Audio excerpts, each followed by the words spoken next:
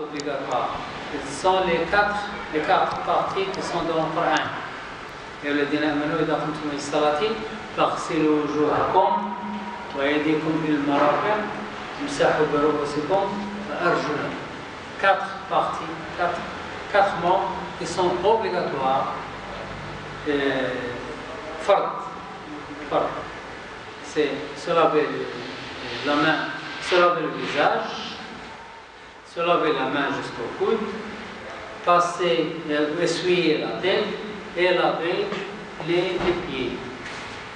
Ça c'est fard. Si on oublie un membre qui est fard et on s'en va, les ablutions ne sont pas acceptées.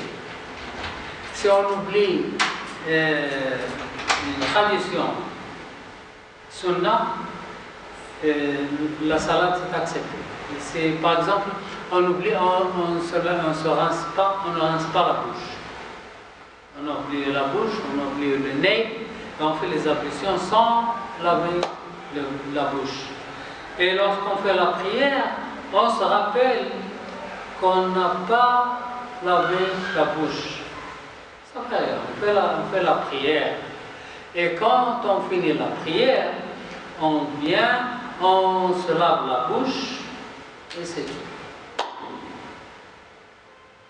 Voilà. Quand vous oubliez sunna dans le dos, quand vous oubliez sunna, et vous l'oubliez et vous commencez à faire la prière, n'arrêtez pas la prière, continuez la prière est acceptée, Inch'Allah. Mais quand vous finissez la prière, vous faites la sunna que vous avez oubliée. Et la sunna, c'est se laver la bouche, inspirer, expirer, rendre l'essuie de la tête.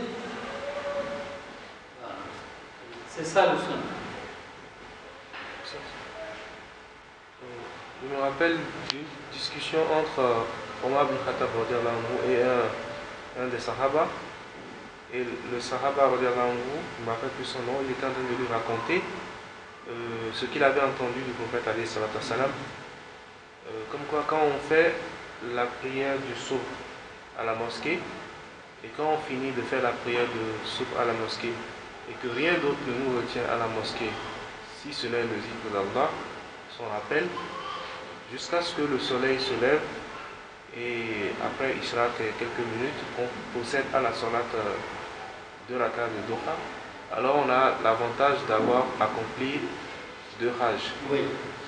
Et il a raconté ça à Omar ibn Khattab et Omar ibn Khattab lui a dit: moi j'ai quelque chose de meilleur à te proposer.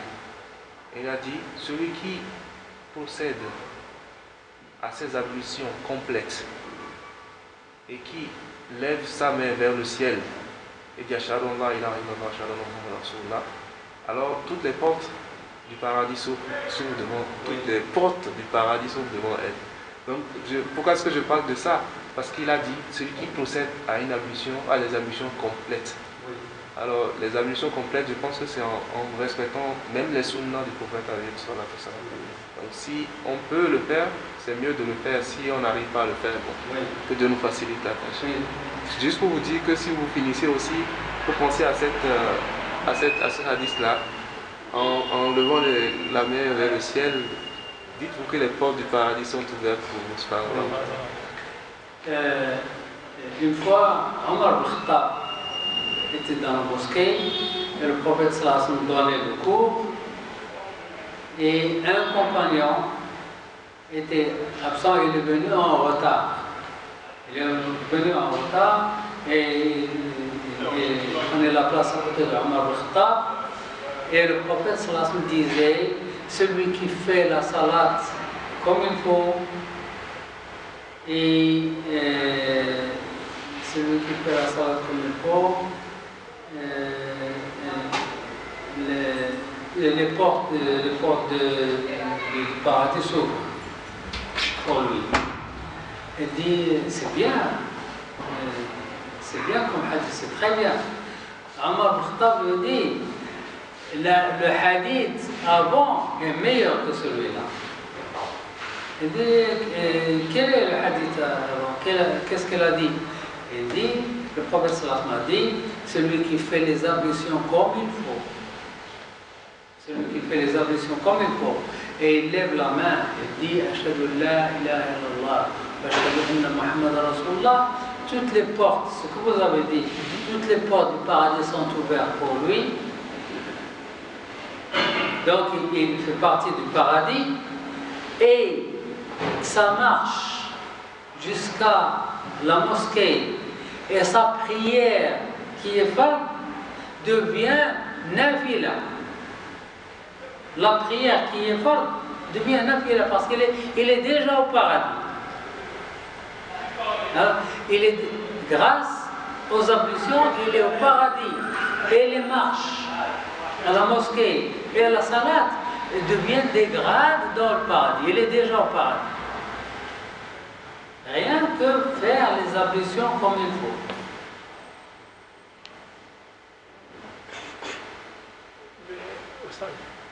Dans ces cas de comment les membres obligatoires de l'ablution, oui.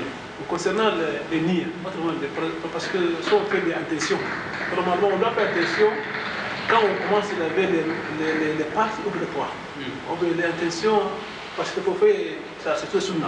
Donc dans ces cas où normalement on doit faire l'attention, quand on commence à laver le visage, comme il fallait. L'intention. Oui, l'intention. L'intention commence avant de toucher l'eau. Déjà, vous êtes debout, de l'eau est devant vous et vous êtes debout. Et pourquoi vous apportez cette eau? Pourquoi? Ça, c'est l'intention. Vous êtes en quelqu'un, c'est bon. Si vous apportez de l'eau pour nettoyer une chose et puis vous changez les ablutions, il faut renouveler l'intention. Mais si vous apportez de l'eau pour faire les ablutions, ça c'est l'intention. Alors, concernant l'oubli, si vous oubliez de vous laver le visage c'est fard. Vous faites, vous lavez les mains, vous passez aux avant-bras, la tête, les pieds, vous partez. Vous partez et puis vous remarquez que vous n'avez pas lavé le visage.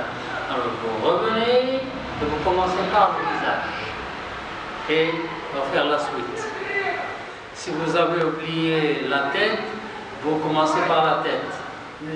Vous commencez par la partie que vous avez oubliée. Et faire la suite.